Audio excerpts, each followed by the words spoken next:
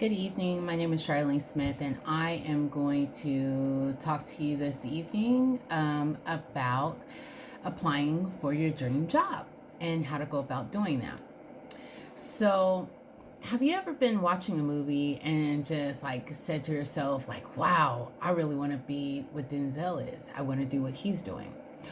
Or do you remember a time when you were in high school and you were in the biology class and you dissected a frog and you were just like, oh yeah, like I could totally be a mortician?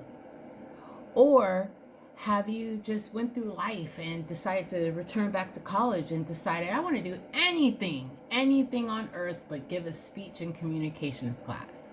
Well, that is all putting in perspective of what your dream job looks like and what you want to do with life, but how do you go about applying for it? So that's what I'm going to talk to you today about. So for me, I believe there are processes in applying for your dream job.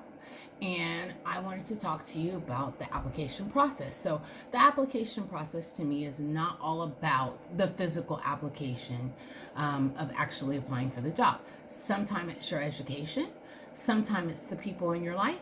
Sometimes, or lastly rather, it is physically filling out that application, whether it be on paper or by the computer. So we're going to go through these three things today. So education. So what does your vision for your dream job look like? What does that entail? Where do you see yourself? Like, so do you see yourself as a pediatrician? Do you see yourself as a, rock climber? Do you see yourself as a mechanic? Like, what is your vision for your dream job? Then when you're like, let's just say you're exploring the medical field. So in that medical field, narrow down what that looks like. Are you going for your doctorate? Are you going to be a nurse? Are you going to just simply do janitorial work? Or, maybe you want to be a medical assistant and work the front office. So it just comes down to doing your research. Like what does your back to your vision look like? Doing your research on that. Then meeting the minimum qualifications of that job. So how much schooling are you going to need to go back to school, and how much schooling are you going to need to do? Or is it a situation where you're kind of already working and then you're just like, what experience do I need to gain, through on-the-job education to apply for that job? So that leads us to, once you've done that, then it's surrounding yourself with the right people.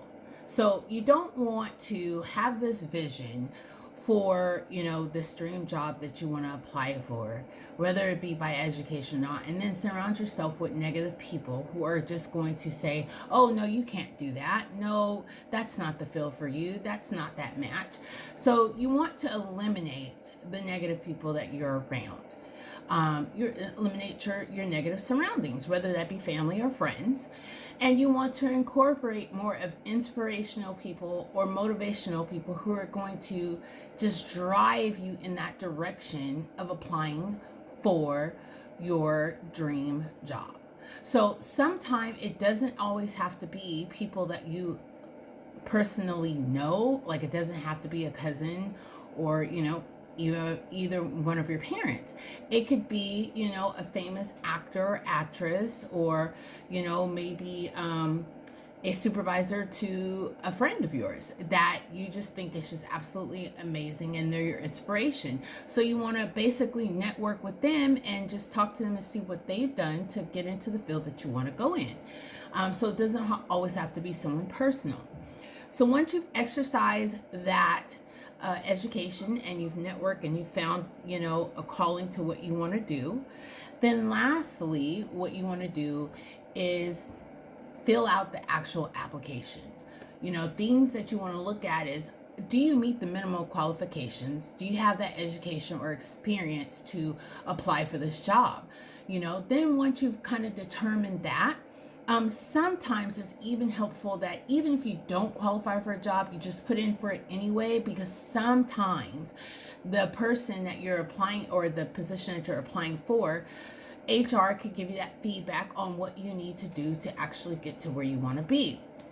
So once you've done that, then you need to make sure that you have a resume, a letter of interest, or a cover letter together, and then your references. And sometimes you need to be prepared for testing as well. So it just all comes back to making sure that you are reading through and you understand those minimum qualifications for that dream job that you really want, and then making sure that you apply that knowledge and being able to apply for the physical job.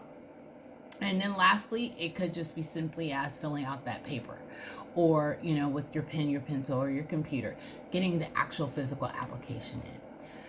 So again, it's just not always about just the physical application. You do need to make sure that you're meeting the education requirements. You do need to surround yourself with people.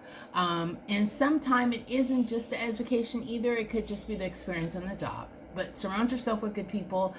And then it could just be as simply as filling out that application. So I'm going to quote a famous corporation out there: just do it like Nike. Just get it done. Don't hesitate. Go for what you want in life. I totally believe that it is important for you to have a dream so you don't lose your purpose. And thank you so much for listening to my presentation. This is just a rough draft. I appreciate your time and have a good night.